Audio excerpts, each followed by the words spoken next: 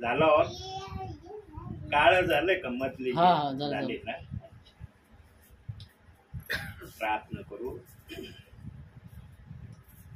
स्वर्गीय बापा, तुझ्या नावाला धन्यवाद देतो, तुझ्या नावाला उंचावतो. मान, महिमा, गौरव, सन्मान, स्तुती तुला देतो माझ्या बापा. तुझा जय जयकार करतो, तुला उंचावितो. स्वर्गीय बापा, आज या ठिकाणी आपल्या दासाला तो घेऊन आला यासाठी धन्यवाद. स्वर्गीय बापा, जे पण वचन होईल ते या प्रियजनांसाठी आशीर्वादाचं कारण होऊ दे माझ्या बापा. आणि या वचनाच्या द्वारे या प्रियजनांची आत्मिक वाढ कर माझ्या बापा, अशी मी तुला प्रार्थना करतो. स्वर्गीच्या देवा, आजही तुझ्या आत्म्याला चैन नाही. तुझा आत्मा आजही आपल्या लोकांच्या शोधासाठी सेवकांच्या माध्यमातून गाठी भेटी घेत आहे. स्वर्गीच्या देवा, या ठिकाणच्या सर्व परिस्थितीला तू आपल्या नियंत्रणात घे आणि तुझं गौरव या ठिकाणातून प्रगट व्हावं अशी कृपा आपल्या दासाच्या द्वारे तू प्रगट कर, अशी प्रार्थना करतो. जे पण वचन येईल माझ्या बापा, ते वचन तुझ्या गौरवासाठी असू दे.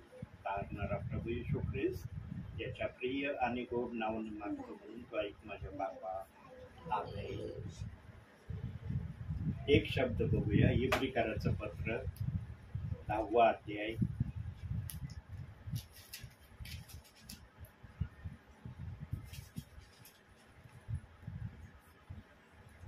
काढलं? इब्रिकराचं पत्र 10वा अध्याय आणि 25वं वचन बघा.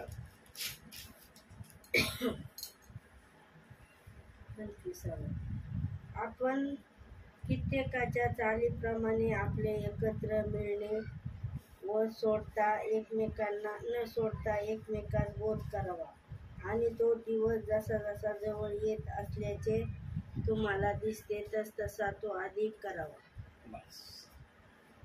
प्रियांनो, देवाचं वचन आजही आपल्या विश्वासणाऱ्यांना मार्गदर्शन करत आहे. पहिला शब्द दिलाय त्या वचनाचा, आपण कित्येकांच्या चालीप्रमाणे आपले एकत्र मिळणे सोडू नये. पवित्र आत्म्याला आपल्या समयामध्ये दिसलं होतं की मी ज्या लोकांना आपल्या राज्यात घेणार आहे, जे लोक मी आपल्या रक्ताने खरेदी करणार आहे, ते माझे विश्वासणारे माझ्या सांगण्याप्रमाणे आपल्या भावी जीवनामध्ये चालणार नाही.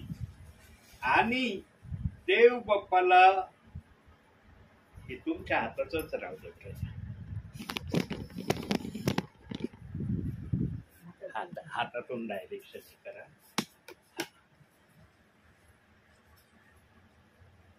आपल्या चालीरीती, आपले स्वतःचे नियम, आपल्या स्वतःच्या गोष्टी माझे विश्वासणारे भविष्यामध्ये करणारे.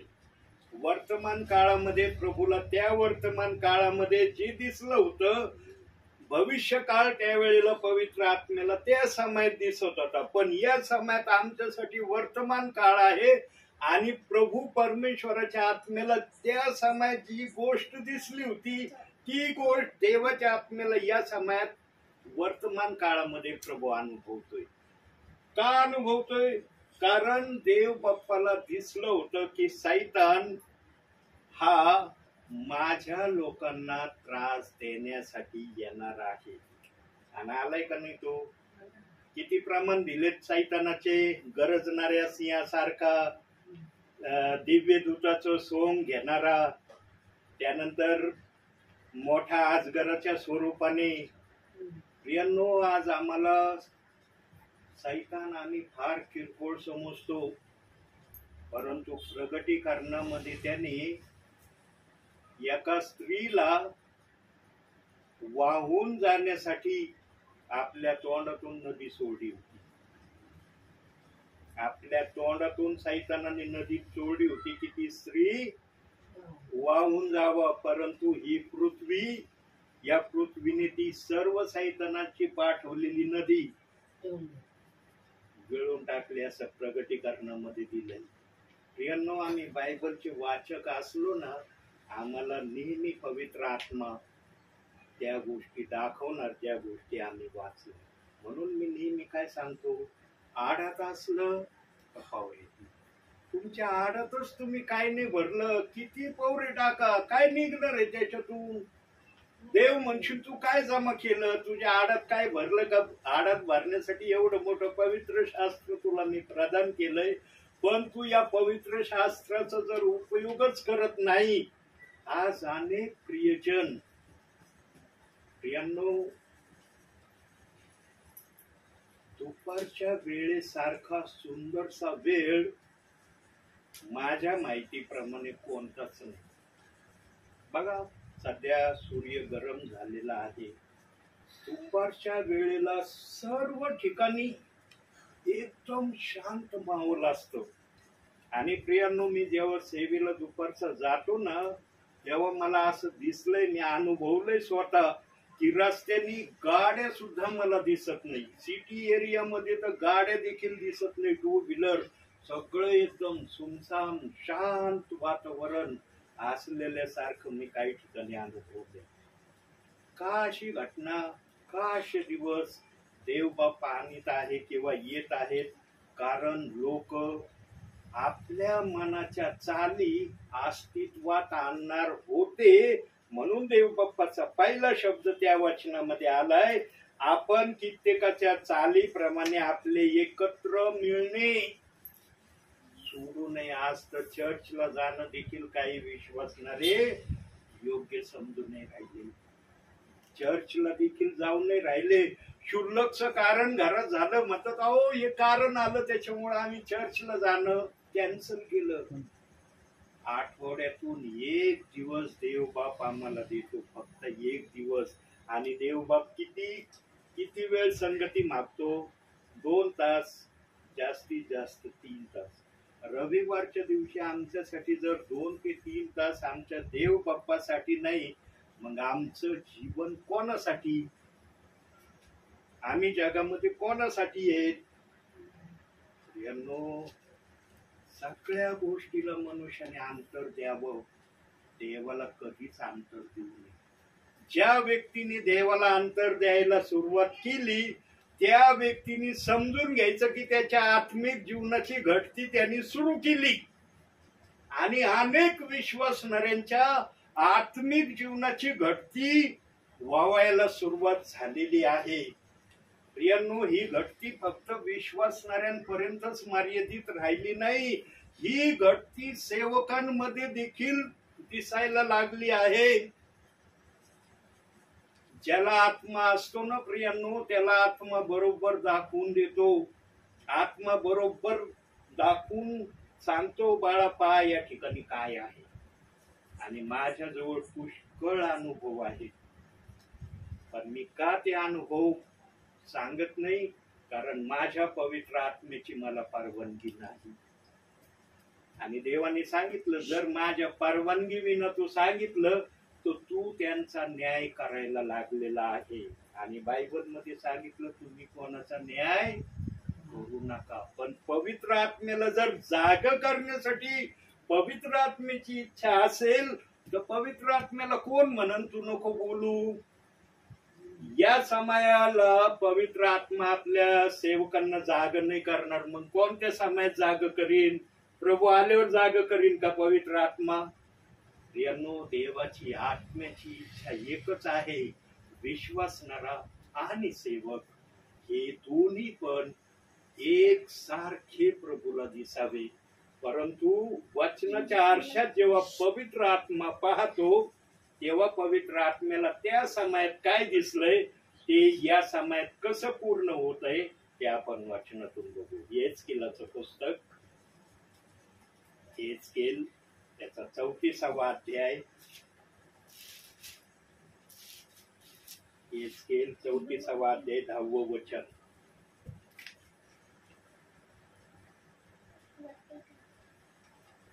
कितवा अध्याय? 34वा अध्याय 10वं वचन.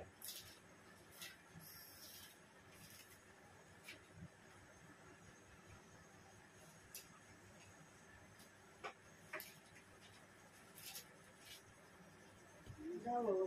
हो. हे मानव पुत्रा तू नाही इस्रायल नाही नाही, हेच केल 34 अध्याय. हा मग चौथीचा चौथीचा अध्याय हा, ते तुला 10वं वचन. प्रभू परमेश्वर म्हणतो हा. पहा मी मेंढराच्या विरुद्ध आहे, मेंढपाळाच्या विरुद्ध आहे. हा, त्यांच्यापासून मी आपल्या मेंढरांना हिशोब मागेन. माझा कळप चालणाऱ्याची त्यास मी बंदी करीन.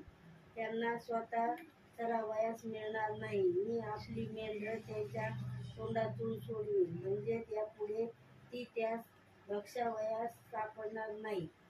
बस. मी मेंढपाळाच्या विरोधात आहे. आता आज तुम्ही मेंढपाळ, सेवक, दास, पाळक यांचा किती आदर करता. तुम्हाला असं वाटतं सेवक जर दरवाज्यामध्ये आला तर तुम्हाला वाटतं सेवक नाही आला आमच्या घरी स्वतः प्रभू आलाय. परंतु या वचनात देवाचा आत्मा सांगतोय की मी त्यांच्या विरोधात आहे. मी त्यांच्या विरोधात काम करणार आहे. त्यांना न आवडणाऱ्या गोष्टी याच्या मी विरोधात आहे. आता एका शब्दामध्ये पवित्र आत्मा अनेक बाबी प्रकट करू शकतो, पण आपल्या जवळ सविस्तररित्या एक शब्दाला एक वाक्याला फोडून सांगण्यासाठी तेवढा वेळ नाही. कारण हे वचन आपल्याला पूर्ण करायचं आहे. कारण त्या वचनाचा फक्त एक शब्द आपण आता घेतलाय, अजून तर 2 शब्द या वचनाचे सांगायचे आहेत.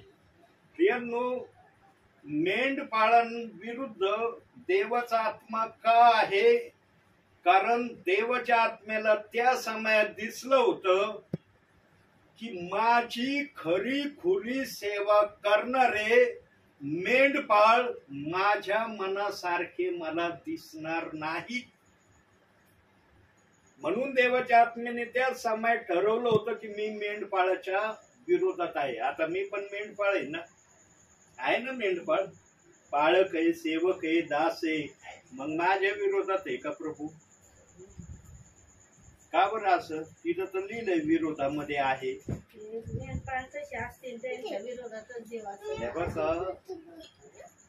जे मेंढपाळ स्वतःच्या गौरवासाठी नव्हे तर देवाच्या गौरवासाठी, देवाच्या इच्छेप्रमाणे करण्यासाठी आत्म्याच्या प्रेरणेने जातील, त्यांच्या विरोधात देवाचा आत्मा नाही. आज निरनिराळे प्रकारचे आम्ही सेवक पाहतो. कुणी स्वतःच्या प्रसिद्धीसाठी सेवा करतय, कुणी धनसंपत्ती याच्यासाठी करतय. पण जो सेवक फक्त आत्म्याने देवाच्या राज्यात लोक आणण्यासाठी सेवा करील, तो सेवक आत्म्याच्या प्रेरणेने सेवा करणार आहे. 2च प्रकारच्या गोष्टी सेवकांमध्ये नसल्या पाहिजे. पहिली गोष्ट, तो स्वतःची प्रसिद्धीसाठी सेवा करत नसलेला पाहिजे. आणि दुसरं, धनसंपत्तीचा मोह त्या दासाच्या मनामध्ये नसला पाहिजे. काल रात्रीच आम्ही आमचे जे चर्चचे सेवक आहेत असा मेसेज ऐकला धनाविषयी आणि मोहाविषयी. इतका मी ऐकून प्रभावित झालो. आणि रात्री आमचं प्रभू भोज विधी होता आणि प्रभू भोज विधीच्या याच्यामध्ये त्यांनी हा संदेश दिला. इतका हृदय स्पर्शी तो संदेश झाला. सेवक असावे तर असे आत्म्याच्या प्रेरणेने बोलणाऱ्या सेवकाची भाषा ताबडतोब लक्षात येते, परंतु बुद्धीच्या प्रेरणेने बोलणाऱ्या सेवकाची पण भाषा ताबडतोब लक्षात आल्याशिवाय राहत नाही. प्रियांनो, देव बाप्पाने ज्यांना जशी कृपा दिलेली आहे तशी ते सेवा करतात. पण अट आणि शर्त एक आहे, ज्यांच्या जवळ देवाचा आत्मा आहे त्यांनाच सेवा करणं शक्य आहे. ज्यांच्या जवळ देवाचा आत्मा नाही त्यांच्याकडून काही एक होणं शक्य नाही. म्हणून वचन सांगतं ना, तुम्ही त्यांच्या फळावरून त्यांना ओळखाल. पहिलं फळ ओळखण्याचं माध्यम काय आहे? बोलणारा आत्म्याच्या प्रेरणेने बोलतोय का बुद्धीच्या प्रेरणेने बोलतोय? ही कृपा आत्म्याने विश्वासणाऱ्यांना पण आणि सेवकांना पण पुरवली आहे. बघा, काढूया शब्द. मत्ती शुभवर्तमान 7वा अध्याय 20वं वचन. बघा तिथं काय म्हटलंय. देवबाप जर शब्द देतोय तर आपण पुरावा पण बघत जाऊ वचनातून. 7वा अध्याय 20वं वचन.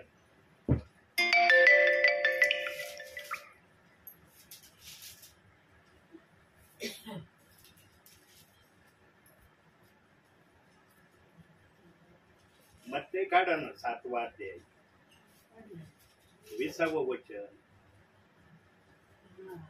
यास्तव तुम्ही त्यांच्या फळावरून त्यांना ओळखा. बघितलं, यास्तव तुम्ही त्यांच्या फळावरून, त्यांच्या बोलण्यावरून तुम्हाला कळन की हे आत्म्यातून बोलतील का बुद्धीतून बोलतील. प्रियांनो, देवबाप्पाने ज्याला जशी पण सेवा दिली, कोणी संदेश तयार करून बोलतं, कोणी संदेश तयार करून न बोलतं. कारण ज्याला जशी आवड असेल तसं पवित्र आत्मा कार्य करायला आजही समर्थ आहे. मी शिष्यांच्या जीवनाकडे पाहिलं आणि शिष्य संदेश तयार करत नव्हते, म्हणून मी पण देवबाप्पाला म्हणलं, देवबाप्पा मी पण आता संदेश तयार करणार नाही. आता माझ्याजवळ ही जी वही बघता तुम्ही, सेवक असून मी 5 वचन पाठ करतोय. का करतोय? कारण माझ्या आडामध्ये वचन असावे. कारण माझं जसं वय वाढत चाललंय तशी माझी बुद्धी पण थोडीशी विश्राळू बनत चाललेली आहे. कारण वय वाढत चाललंय म्हणून बुद्धीची जी स्मरण शक्ती आहे काही ठिकाणी मला कमी होत असलेली दिसत आहे. काही ठिकाणी, सर्व ठिकाणी नाही. सर्व ठिकाणी जर माझी स्मरण शक्ती कमी झाली असती तर मला बोलताच आलं नसतं. मी काही सांगू शकलो नसतो तुम्हाला. पण 100मध्ये 0.1 का होईना माझी स्मरण शक्ती मला जाणवू देते की ती कमी व्हायला लागली आहे आणि हिचं प्रमाण अधिक होऊ नये म्हणून वचन वाचण्याच्या प्रक्रियेला मी महत्व दिलंय. आणि 5 वचन बघा, हे बरे जेवढे पानं तुम्हाला दिसते या पानावर ते वचन मी पाठ केले. आणि पवित्र आत्मा जशी मला प्रेरणा देईल, कधी माझ्या वचन ध्यानात राहतात, कधी राहत नाही. म्हणून मला जर पवित्र आत्म्याने दाखवलं याच्यातून तुला बोलायचंय तर कोणतं वचन कोणत्या याचं आहे, शब्द पाठ आहे परंतु त्याचा रेफरन्स हाच आहे का चुकीचा रेफरन्स सांगतोय, चुकीचं बोलतोय, हे माझी गडबडी होऊ नये म्हणून हे मी काढले. बाकी हा संदेश मी तयार केलेला नाही. प्रियांनो, पवित्र आत्मा हर प्रकारे सेवकाला मार्गदर्शन करायला तयार आहे. फक्त सेवक ऐकणारा असला पाहिजे. देवाच्या आत्म्याची एकच इच्छा आहे आणि ते एसकेलाच्या 34:10 मध्ये पहिला शब्द देवबाप काय बोलला? मी मेंढपाळाच्या विरोधात आहे, मी त्यांच्यापासून आपली मेंढरे सोडवीन, त्यांना चरावयास मी बंदी घालीन, त्यांना मी भक्ष्यास यापुढे देणार नाही. यांनो, इतके एक एक शब्दामध्ये खोल अर्थ आहे. भक्ष्यावयास देणार नाही, चारावयास बंदी घालीन, या शब्दामध्ये इतका सखोल अर्थ आहे पवित्र आत्म्याचा. राहू द्या, लहान बाळ आहेत, लहान बाळांना काय कळतंय? नाही, बस उठून बस. दमले काय? काय चाललंय इथं? आम्ही नेहमी देवाकडे लक्ष देणं हे गरजेचं आहे. आणि अंतिम समयामध्ये या गोष्टीची घटती पवित्र आत्म्याला दिसत होती म्हणून पवित्र आत्म्याने आपल्या समयामध्ये सांगून ठेवलं होतं. आणि ती घटना या समयामध्ये बघा, आज कोणी कोणाच्या संगतीमध्ये राहायला तयार नाही, आज कोणी कोणाच्या संपर्कात देखील राहायला तयार नाही. अहो, इतक्या आज दुरावा आम्ही अनुभवतो. चर्चमध्ये, मंडळामध्ये एकमेकांना ख्याली खुशालीचा फोन देखील कुणी करत नाही. विश्वासणाऱ्याला करत नाही. कधी कधी तर देवाचे सेवक सुद्धा विश्वासणाऱ्यांना ख्याली खुशालीचा फोन करत नाही. इतका दुरावा येणार आहे. हे पवित्र आत्म्याला त्या समयात दिसलं होतं. पवित्र आत्म्याला जे दिसतं ना, पवित्र आत्मा तेच सेवकाच्या मुखातून प्रगट करतो. म्हणून प्रियांनो, आम्ही नेहमी, म्हणून जेव्हा एवढी लोक पेत्राचा आणि शिष्यांचा विरोध करायचे की तुम्ही येशू ख्रिस्ताच्या नावाने काय बोलू नका आणि येशू ख्रिस्ताच्या नावाने चिन्ह चमत्कार करू नका, असे जेव्हा शिष्यांना पेत्राला एवढी लोक म्हणायचे, तेव्हा पेत्र एकच उत्तर द्यायचं त्यांना. काय उत्तर द्यायचं? आम्ही माणसाचं ऐकावं का देवाचं ऐकावं? प्रियांनो, आम्ही देवाचं हर वेळेस ऐकलं पाहिजे. आणि देवाचा आत्मा ज्याच्या बरोबर पवित्र आत्मा आहे ना, त्याला सांगितल्याशिवाय राहत नाही. पण कसं झालंय, आज कोणाच्या मनात कोणाविषयी जर ईर्ष्या असली ना, देवाचा आत्मा किती म्हणला ना फोन कर, ख्याली खुशाली विचार, पण इच्छा होत नाही. अरे आमच्या मनात ईर्ष्या आहे, ईर्ष्यापायी आज काही गोष्टी होत नाही. म्हणून ही संगती तुटत चाललेली आहे. ही संगती आणखी तुटावी नाही, कारण ही संगती जर जास्त तुटली तर सैतानाला वाव मिळायला सुरुवात होणार आहे. आणि मग सैतानाला जर वाव मिळाला तर मग सैतान काय केल्याशिवाय राहत नाही. वचनातून बघू आपण. प्रेषितांची कृत्य 20वा अध्याय 29वे वचन.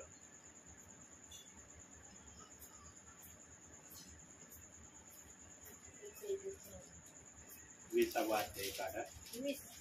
20 अध्याय 29वे वचन.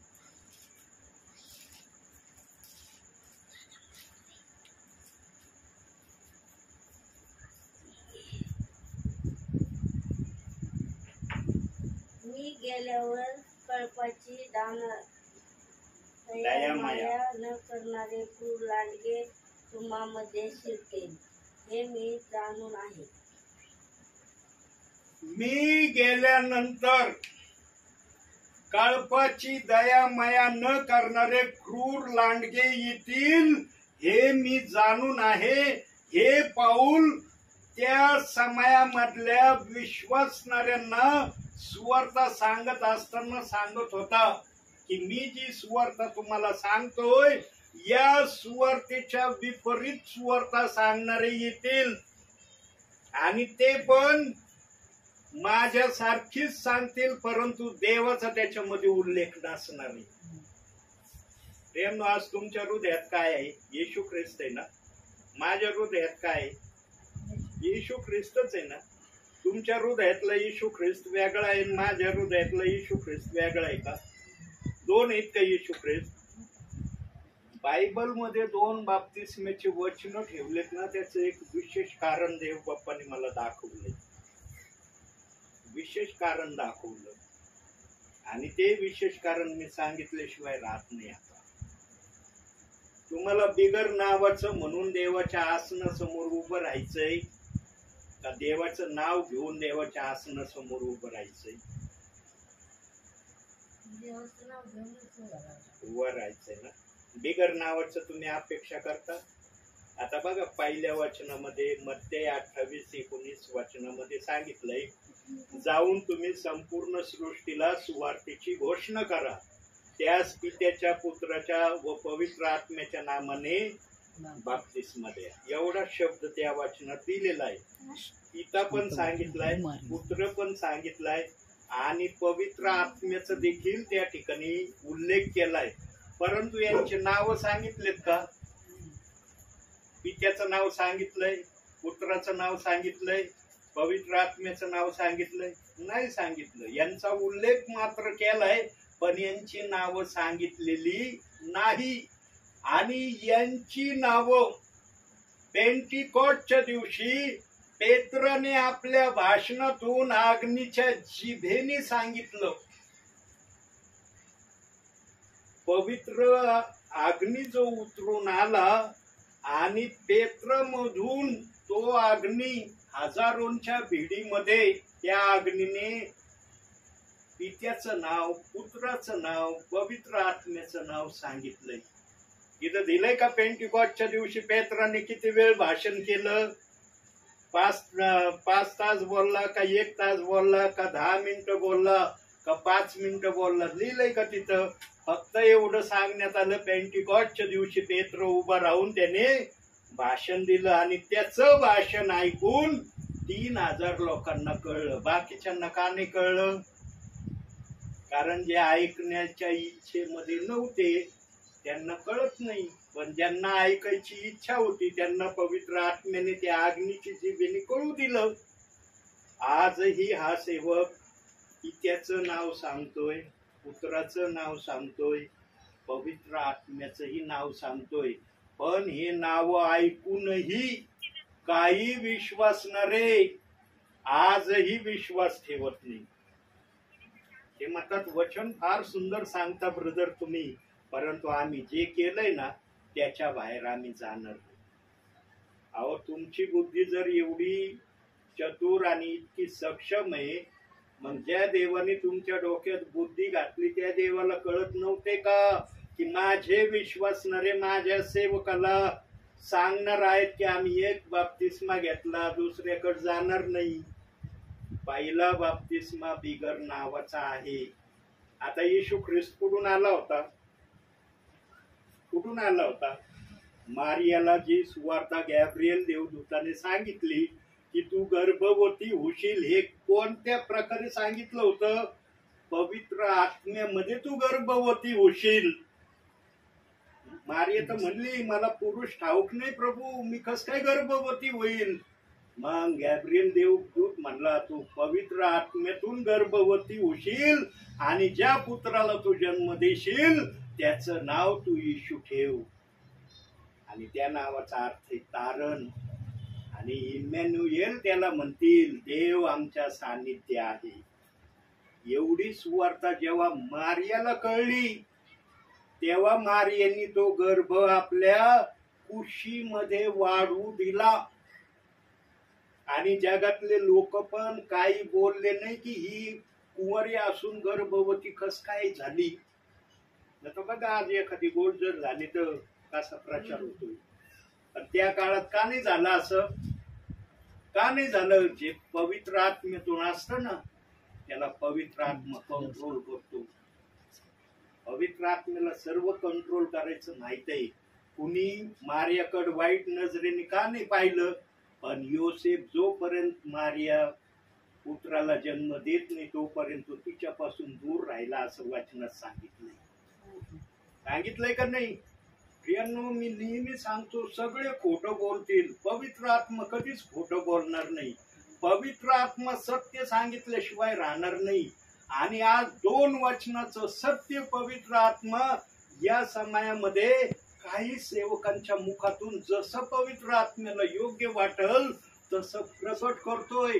परंतु विश्वासणाऱ्यांच्या डोक्यामध्ये ज्या पण विश्वासणाऱ्याने प्रेषित 2:38 वचनाविरुद्ध जे शब्द आणलेत, ओनली जीसस, खोटा संदेष्टा, नरकात जाणारा, यांचं जे वचन ऐकन ते पण नरकात जाणारे, हे शब्द ज्या पण व्यक्तीने ज्या पण समयात आणलेत ना त्या व्यक्तीचा न्याय तर देवाचा आत्मा अतिशय बारकाईने घेतल्याशिवाय राहणार नाही.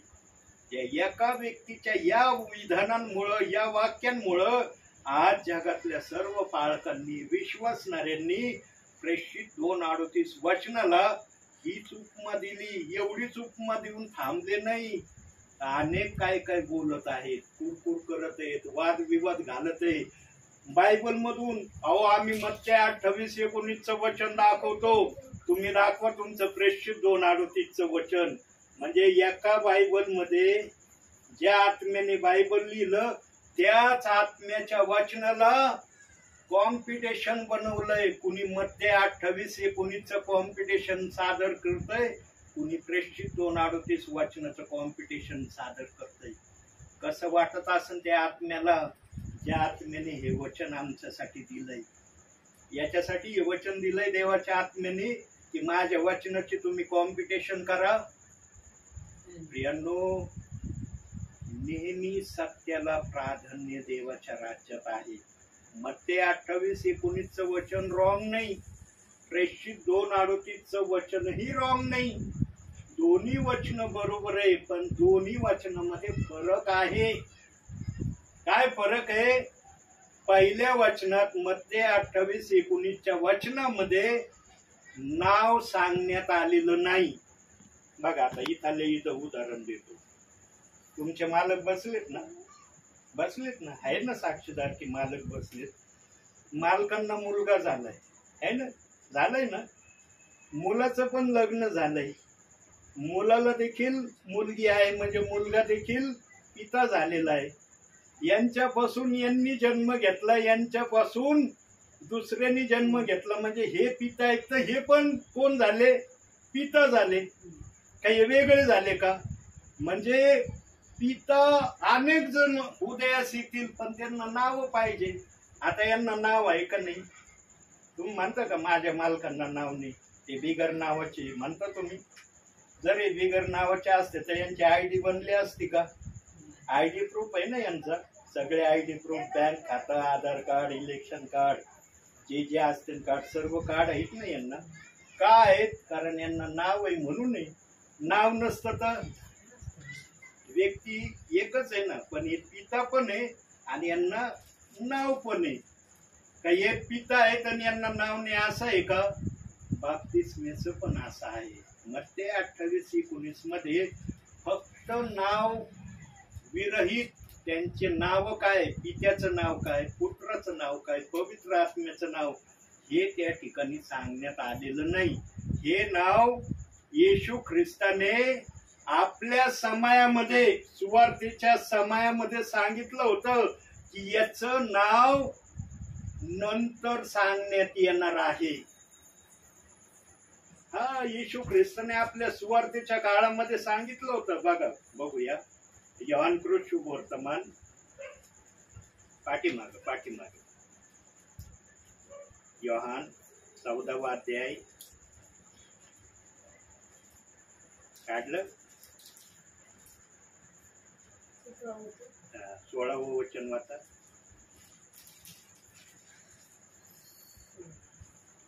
मी पित्याला विनंती करीन, मग तो तुम्हाला दुसरा कैवारी म्हणजे सत्याचा आत्मा देईल, अशासाठी की त्याने तुम्हा बरोबर सदा सर्वदा राहील. बघा, ही सुवार्ता त्या समयातल्या लोकांना येशू ख्रिस्तानी सांगितली होती. कैवारी येणार आहे, कैवारी सत्याचा आत्मा येणार आहे, पण त्याचा येण्याचा एक विशिष्ट समय येशू ख्रिस्तानी ठरवून ठेवला होता. आणि तो समय प्रेषित 1:4 वचनामध्ये, आता ते वचन काढणार नाही आम्ही, तिथं येशू ख्रिस्त शिष्यांना म्हणला, येरुशलेम सोडून जाऊ नका, तर पित्याने देऊ केलेल्या देणगीची तुम्ही वाट पहा.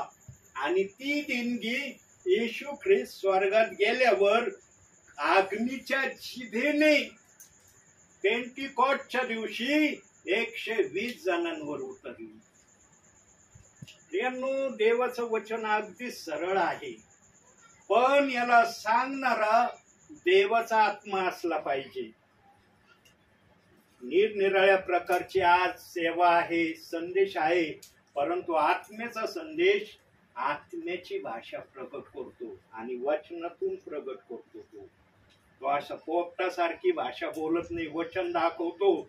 येशू ख्रिस्तानी ही सुवार्ता त्या समयातल्या लोकांना सांगितली होती, परंतु आजच्या काही सेवकांनी या कैवारीला कोणती उपमा दिली माहितीये? तुम्ही पिता पुत्र पवित्र आत्म्याच्या नावाने बाप्तिस्मा घेतला की तुम्हाला हा कैवारी भेटल. ही सुवार्ता येशू ख्रिस्तानी सांगितलीच नव्हती. जर ही सुवार्ता सांगितली असती तर मग पेंटिकॉस्टच्या दिवशी अग्नीची जीभ यायची गरजच नव्हती.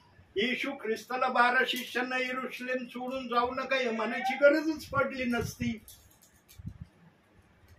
यांनो, कोणतंही वचन कोणत्याही ठिकाणी ठेवलं ना तर त्या वचनाची भाषा बिघडते. म्हणून 2 कोरिंथी 1:17 मध्ये सांगितलंय, पुष्कळ जणांनी वचनाची भेसळ केली आहे.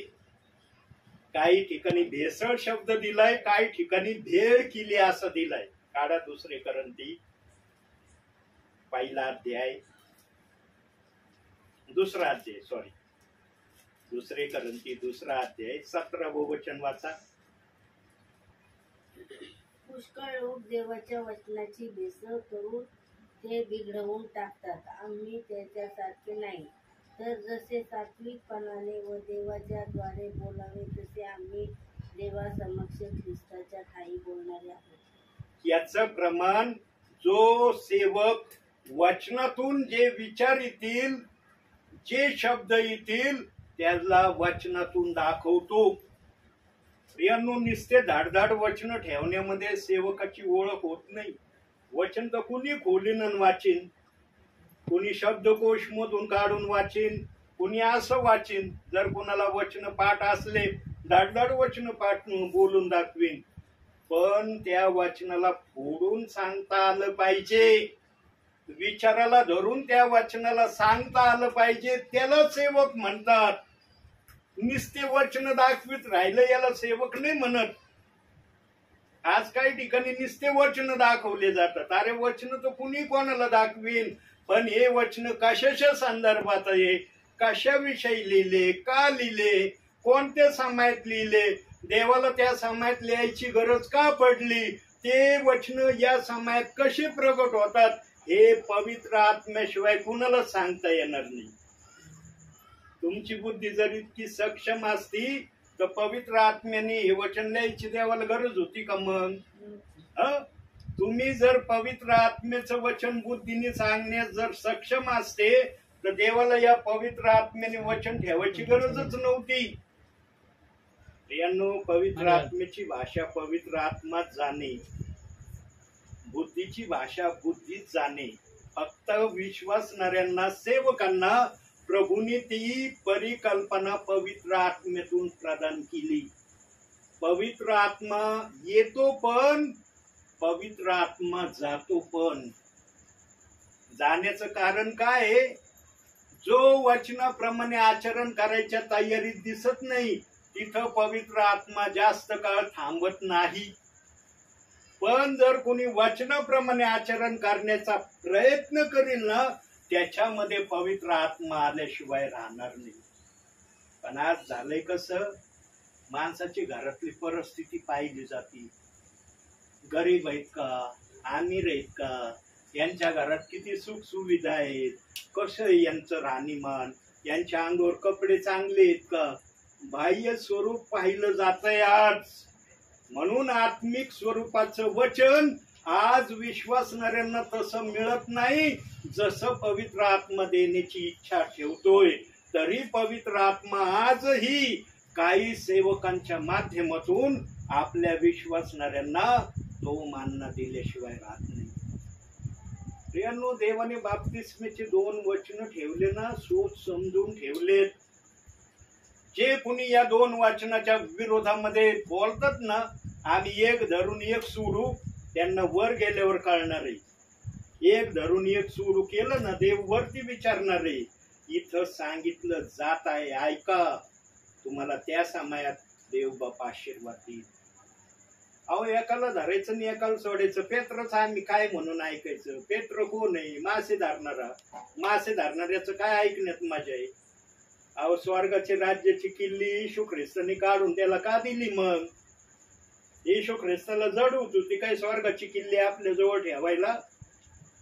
विचार करतच नाही.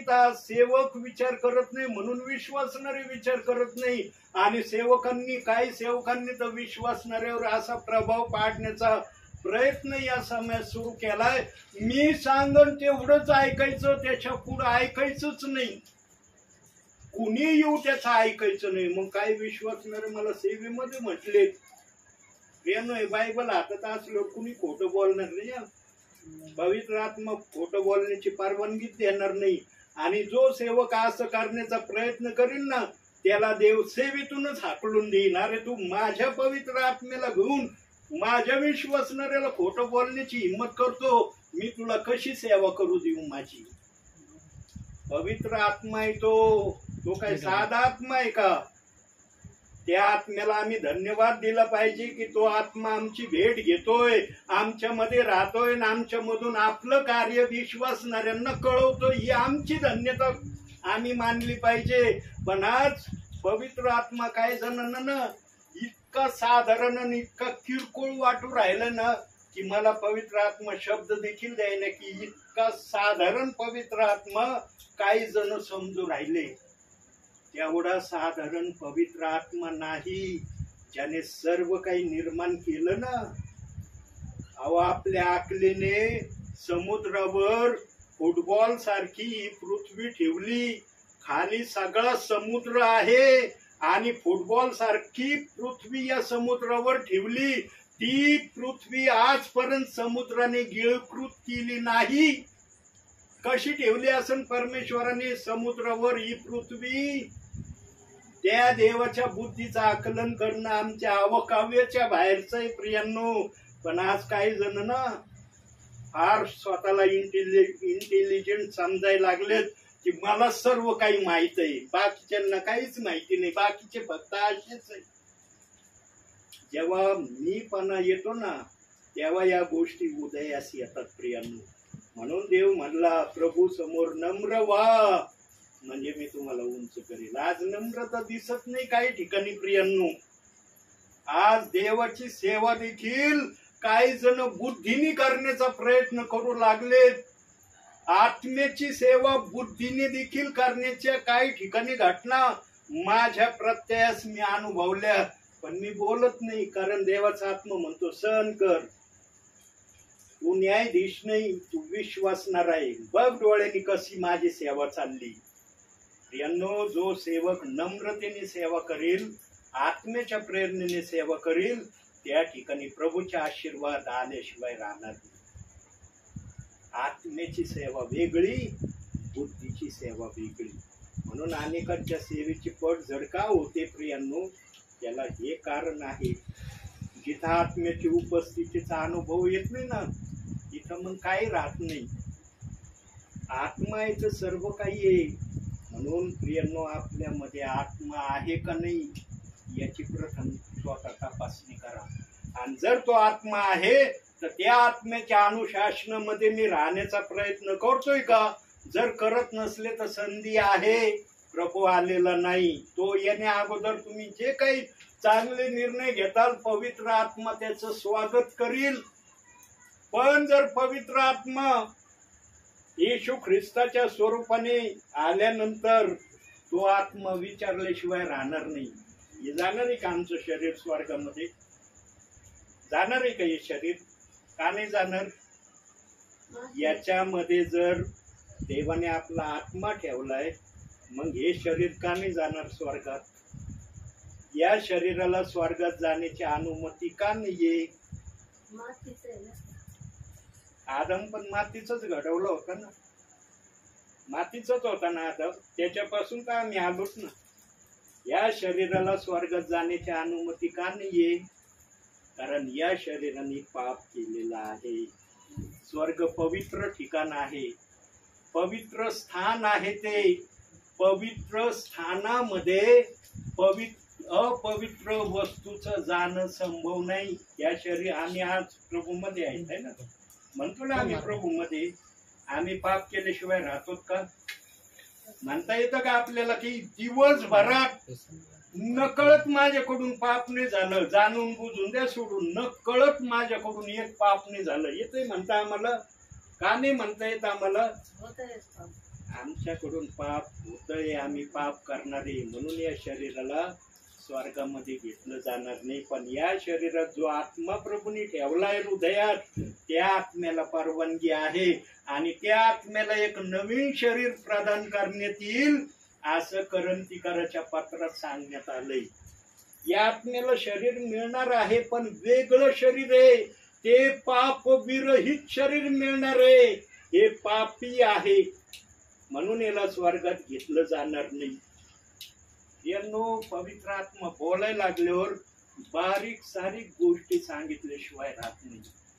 इतका अमोघ खजिना पवित्र आत्म्याजवळ आहे प्रियांनो. तो जर बोलायला लागला ना त्याचं बोलणं कोणी थांबवू शकत नाही. पण पवित्र आत्मा तेवढंच सांगतो जेवढं पवित्र आत्म्याला आवश्यक वाटतं. बघा, पहिल्या विचारातून एवढं देव बाप्पाने प्रगट केलंय. आता दुसरा विचार काय आहे, तर एकमेकास बोध करा. आता बोध करणं चाललंय का नाही तुम्हाला? वचनातून विचारातून बोध चाललाय ना. आणि तिसरी गोष्ट काय सांगितली, आणि तो दिवस जवळ येत आहे हे तुम्ही पाहता, म्हणून विशेष करून करावा. पाहतात ना प्रभू येण्याची वाट. कोणता विश्वासणारा म्हणतोय का प्रभू नको येऊ, कशाला येतो आम्हाला घ्यायला? तू जिथं बसलं तिथंच बसून राहा, आम्हाला पृथ्वीवरच राहायचंय, फार मस्त वाटतंय आम्हाला पृथ्वीवर, म्हणतोय कोणता विश्वासणारा? हार विश्वासणाऱ्याची, हार सेवकाची एकच इच्छा आहे, प्रभू आम्हाला घेऊन जाण्यासाठी लवकर ये. आणि तो पण येण्याच्या तयारीतच लागलेला आहे. तो जर तयारी करतोय तर मग आम्ही काय तयारी करणं गरजेचं आहे? आम्हाला पण काही तयारी करावं लागेल ना. म्हणून लग्नाचा दाखला दिलाय प्रभूने, दिलाय ना लग्नाचा दाखला. त्या लग्नामध्ये एक जण पोशाख घालून आलेला नव्हता. याच्यावर निरनिराळ्या माध्यमातून बोललं जातंय. एक जण बिना पोशाखाचा होता आणि त्या कारभाऱ्याने विचारलं तुझा पोशाख कुठे? त्याला उत्तरच देता आलं नाही की माझा पोशाख कुठे. मग तो कारभारी म्हणला याला उचला आणि जिथं दात खाणे आणि रडणे चालते तिथं त्याला टाका. या विधानाला धरून रडणे दात खाणे हा प्रक्रिया वेगळी, पण याच्या अगोदरच्या ज्या प्रक्रिया आहेत वेगवेगळ्या प्रकारे सांगितल्या जातात. यांनो तिथं एकच प्रक्रियेचं प्रावधान जास्त करून आहे. जो वचनाप्रमाणे आचरण करत नाही त्याला त्या विवाह सोहळ्यामध्ये येता येणार नाही. म्हणून प्रगटीकरणाच्या 19व्या अध्यायामध्ये पण सांगितलंय ना, कोकऱ्याचे लग्न आहे. तिथं दिलंय 19वा अध्याय, वाचा तुम्ही. बघा कोकऱ्याच्या लग्नाविषयी त्या ठिकाणी सांगण्यात आलेलं आहे. ज्यांनी वचनाप्रमाणे आचरण केलंय, वचनाप्रमाणे वागण्याचा प्रयत्न केलाय, त्यांनाच त्या लग्नामध्ये सम्मिलित होण्याचा अधिकार आहे. जे वचनाप्रमाणे करण्याचा प्रयत्न दिसणार नाही त्यांना या लग्न सोहळ्यामध्ये साधं आपल्याला जाता येणार नाही असं समजायचं. आणि आम्हाला देवाने काय नाव दिलंय? वधू या नात्याने आम्ही त्या लग्नामध्ये सम्मिलित होणार आहे. आणि तिथं वर आमचा कोण आहे? कोणाला आम्ही वर म्हणतो? प्रभू येशू आमचा वर आहे. यांनो प्रगटीकरणाचा तो 19वा अध्याय तुम्ही ध्यान देऊन वाचा, मग तुम्हाला कळल. आणि लक्षात ठेवा, वचन वाचल्यानंतर काही वेळ त्या अध्यायाकडे बघायचा म्हणण्यासाठी, प्रभू मी काय वाचलं, कसं वाचलं, मला हे समजून नाही राहिलं, तू समजवून सांग. पवित्र आत्मा येतो आणि वचन फोडून फोडून सांगतो. मी अनुभवतोय ज्या ठिकाणी मला वचन कळत नाही ना, मी लगेच म्हणतो देव बाप्पा मला हे कळलं नाही, याचा शब्दशः काय अर्थ आहे. पण पवित्र आत्मा मला शब्दशः सांगतो. पण पवित्र आत्मा जर सांगतो ना, तर पवित्र आत्मा आपल्या समयामध्येच तो प्रगट करतो. हे आमची बुद्धी प्रगट करू शकत नाही. आमची बुद्धी फक्त वाचन पाठ करू शकते, स्मरणात ठेवू शकते, पण वचनाला फोडून सांगण्याची जबाबदारी आजही पवित्र आत्म्याची आहे. म्हणून वचनात सांगितलंय, संदेश हा मनुष्याच्या इच्छेने आलेला नाही, तर पवित्र पुरुषाने पवित्र आत्म्यातून देवापासून आलेला संदेश तुम्हाला सांगितलं. का बोलतोय पवित्र आत्मा? 2 पेत्र 1:21 मध्ये असं, कारण पवित्र आत्म्याने संदेश देण्याची जबाबदारी आपल्यावर घेतलेली आहे. आणि प्रभूच्या आगमनापर्यंत पवित्र आत्मा संदेशाची जबाबदारी आपल्यावरच ठेवणार आहे. परंतु पवित्र आत्मा ज्याच्यामध्ये असेल त्याच्यातूनच तुम्हाला हा संदेश ऐकायला मिळेल. अनेकांजवळ आज पवित्र आत्मा राहिलेला नाही. काय ऐकते तुमचे कान? काही जणांजवळ पवित्र आत्मा राहिलेला नाही. तुमच्या जवळ नुसतं वचन आहे पण बोलायला पवित्र आत्मा नाही. काय फायदा त्या वचनाचा? तुम्ही बुद्धीने भरपूर वचन आत्मसात केलंय पण बोलणार जर पवित्र आत्मा नाही तर कसं फोडून सांगन? तुमची बुद्धी आहे का सक्षम पवित्र आत्मेचं वचन फोडून सांगायला? पण असा प्रयत्न चाललाय आज. देवाचं वचन घ्यायचं आणि बुद्धीने ते प्रगट करण्याचा प्रयत्न. बुद्धीने कधीच वचन फोडून सांगितलं जाऊ शकत नाही. विचारातून आणि वचनातूनच पवित्र आत्मा आपलं वचन आपल्या विश्वासणाऱ्यांना सांगतो. का बरं येशू ख्रिस्त दाखले देत होता? दाखले का देत होता? दाखल्यातून का बोलायचं? त्याला सरळ सरळ बोलता का बोलू शकत होता ना तो लोकांशी? पेरणी करणाऱ्याचा दाखला, त्या 13व्या अध्यायामध्ये निरनिराळे दाखले दिलेत. का दिलेत दाखले? कारण या दाखल्यातून येशू ख्रिस्ताला दाखवायचं होतं की माझं राज्य कसं आहे, माझ्या राज्याचे अस्तित्व कोणत्या थरापर्यंत आहे हे थोडक्यामध्ये येशू ख्रिस्ताने त्या दाखल्यातून सांगितलंय. म्हणून बघा 13वा अध्याय काढा. मत्ते कृष्ण वर्तमान नवीन करार, नवीन 13वा अध्याय काढा. काढलं? 51 वचन वाचा. 51. तुम्हाला या सर्व गोष्टी समजल्या काय? ते त्याला म्हणाले, हो. तेव्हा तो त्यांना म्हणाला, प्रत्येक शास्त्री व स्वर्गाच्या राज्याचा शिष्य झाला आहे. तो आपल्या भांडारातून नव्या गोष्टी घडवणारा गृहस्थासारखा आहे. बस. येशू ख्रिस्त शिष्यांना म्हणला, तुम्हाला या गोष्टी समजल्या का? तर शिष्य काय म्हणले? आम्हाला या गोष्टी समजल्या. 50व वचन वरचं. आणि त्यांना अग्नीच्या भट्टीत टाकतील, तेथे रडे-ओरडा खाली चालेल. ते दिलंय का 50व वचन? असा एक शब्द आहे. या गोष्टी तुम्हाला समजले का? ते म्हणले हो. मग शिष्य म्हणले, ऐकणाऱ्यांना का समजत नाही?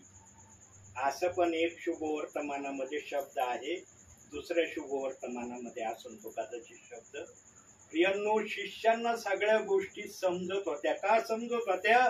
कारण शिष्यांच्या द्वारे प्रभूला आपल्या राज्याची घोषणा करून घ्यायची होती. शिष्यांच्या आडत असलं तर पौर येतील, शिष्यांच्या आडत नसलं तर पौरीत आलं असतं का? निरक्षर अनफड शिष्यांनी जगाची उलटापालट केली. का केली?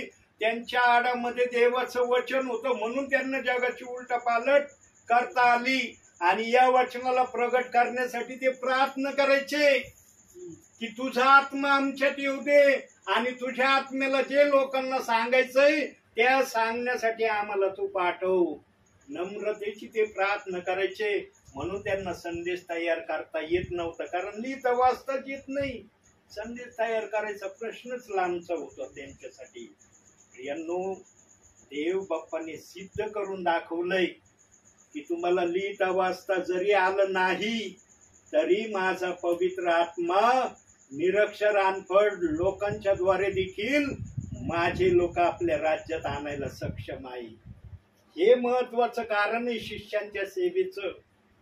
म्हणून एवढी लोक म्हणायचे, अरे हे तर अनफड निरक्षर, एवढी भाषा यांना कुठून येते आणि एवढे लोक प्रभूकडे कसं काय चालले?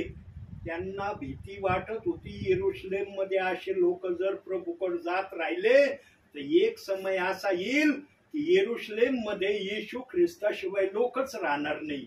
म्हणून एवढी लोक 12 शिष्यांना नेहमी अटकायचे, टोकायचे, येशू ख्रिस्ताच्या नावाने काय बोलू नका, येशू ख्रिस्ताच्या नावाने चमत्कार करू नका.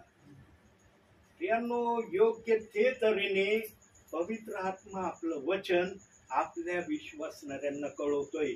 आता शेवटी इथं मी थांबणार आहे. हे बघा प्रियांनो, या अंतिम समयामध्ये कोणत्या गोष्टीची किंतु परंतु न करता आत्म्याच्या प्रेरणेने येणारा सेवक जर सांगत आहे ना की हे करणं तुमच्यासाठी गरजेचं आहे, तर हे करण्याची तयारी ठेवा. त्याला किंतु परंतुच उपमा देत बसू नका. हे कसं ब्रदर, हे असं आहे तर हे तसं कमून आहे, हा बाप्तिस्मा घ्या सांगितलंय तर मग हे बाप्तिस्मा घ्यायची कमून तुम्ही आम्हाला ऑफर देता. यांनो बाप्तिस्मा प्रेषित 2:38 वचनाचा कुणासाठी ते वचन दिलंय? कुणासाठी वचन दिलंय? विश्वासणाऱ्यांसाठी ते वचन आहे ना. पण विश्वासणारा कुठं अडखळतोय? एक बाप्तिस्मा घ्यायला सांगितलं, मी घेतला, आता दुसरा कशाला घेऊ? म्हणून देवाचा आत्मा म्हणला तुम्हाला बिगर नावाचं म्हणून देवाच्या चरणासमोर उभं राहायचंय का नावाचं म्हणून देवाच्या चरणासमोर उभं राहायचंय? तर तुम्ही काय म्हणले? नावाचं म्हणून आम्हाला प्रभू समोर उभं राहायचंय. जर नावाचं म्हणून तुम्हाला प्रभू समोर उभं राहायचंय तर तुम्हाला प्रेषित 2:38 वचनाचा बाप्तिस्मा घेणं गरजेचं आहे. जर नाही घेतलं तर देव म्हणत पृथ्वीवर माझ्या दासांनी सांगितलं होतं बिगर नावाच्या बाप्तिस्म्याने तुम्हाला उभं राहायचंय प्रभू समोर का नावाच्या बाप्तिस्म्याने उभं राहायचंय? परंतु आजच्या विश्वासणाऱ्याने या बाप्तिस्म्याला 2 नावं दिले. 2 म्हणतात, एक नाही म्हणत. 2 बाप्तिस्मे ब्रदर. पण प्रभू 2 बाप्तिस्मे म्हणत नाही याला. प्रभू जर 2 बाप्तिस्मे म्हणत असता तर प्रभू म्हणला असता का एक बाप्तिस्मा घ्या? म्हणला असता का प्रभू? प्रभू म्हणला असता किती बाप्तिस्मे घ्या? म्हणला असता का नसता? का विश्वासणारा एक बाप्तिस्मा घेतो? कारण ज्यांनी अज्ञानपणात बाप्तिस्मा झालाय त्यांनी सुज्ञान व्हावं. आता काही लेकर आहे ना, हे लेकर आज हे अज्ञानी आहेत ना, अज्ञानी. पण भविष्यात हे सुज्ञानी होणार आहेत का नाही? काही अशा अज्ञानीच राहणार आहे. म्हणून ज्यांचा अज्ञानपणात बाप्तिस्मा झालाय त्यांनी सुज्ञान व्हावं म्हणून पेंटिकॉस्टच्या दिवशी पेत्राने तो संदेश दिला, प्रभू येशू ख्रिस्ताच्या नावाने बाप्तिस्मा घ्या म्हणजे तुम्हाला पवित्र आत्मेचे दान प्राप्त होईल. काय चुकीचं बोलला हो पेत्र? काय चुकीचं आहे का विधान पेत्राचं? पण म्हणतो ते पेत्राच्या मुखातून आलंय, आम्ही पेत्राचं का म्हणून ऐकायचं? मग पेत्र कोण होता? अहो जगाची उलटा पालत त्यांनी केली पेत्राने. त्याची सावली जर पडली आजाऱ्यांवर तर आजारी बरे होत होते. इतकं सामर्थ्य पेत्रामध्ये होतं. पण पेत्राच्या एवढ्या एका शब्दाला ते म्हणतो आम्ही पेत्राचं नाही ऐकलं. आणि देवाच्या आत्म्याला दिसलं होतं की पुढच्या समयामध्ये माझे विश्वासणारे पेत्राचा विरोध करणार आहे. म्हणून स्वर्गाच्या राज्याच्या किल्ल्या येशू ख्रिस्ताने पेत्राच्या हातात दिल्यात. स्वर्गात जाण्या अगोदर पहिलं पेत्राला भेटावं लागणार आहे. पेत्र विचारल्याशिवाय आत सोडीन का? पृथ्वीवर असताना मी सांगितलेला पेंटिकॉस्टचा संदेश तो ऐकला होता का? इथं तर पळवाटा काढता येते, तिथं काढता येईन का? स्वर्गाच्या दरवाज्यावर आत्मा पळवाट काढीन का? आत्मा लगेच म्हणून नव्हतं ऐकलं, मग थांब जरा बाहेर, येशू आल्यावर तुम्हाला विचारणा करील. तो जर म्हणला आत घ्या यांना तर घ्या, नाही घ्यायचं तर मग प्रभू सांगन तुम्हाला काय करायचं. म्हणून अंगण ठेवलंय, स्वर्ग ठेवलाय. या गोष्टी मी पवित्र आत्म्याच्या प्रेरणेने सांगितल्या संदेशामध्ये. प्रियांनो, देवाचं वचन सरळ आहे. फक्त आम्ही त्याला सरळ घेतलं ना, आम्हाला ते आशीर्वाद द्यायला सक्षम आहे. पण जर आम्ही वचनाला वाकडे तिकडे दिशा दाखवली मग कसं सरळ वचन हृदयात जाईन हो? म्हणून प्रियांनो, अंतिम समयामध्ये तरी सरळ वचन सरळ हृदयाने स्वीकारा आणि त्या वचनाप्रमाणे करण्यासाठी स्वतःला प्रभू समोर तयार करा. हीच प्रभू तुमच्याकडून आशा धरतोय. म्हणून सेवकांना आज घरोघरी पाठवतोय. जा माझ्या दासा, तिथं गेल्यावर माझा आत्मा तुला सांगन काय बोलायचंय. आणि सेवक येतोय आणि तुम्हाला सांगतोय. बघा, जे वचन पाठ केले होते याच्यातलं एकही वचन देवबापने बोलला. पाठ केलेल्या वचनातून देवबाप बोलला नाही.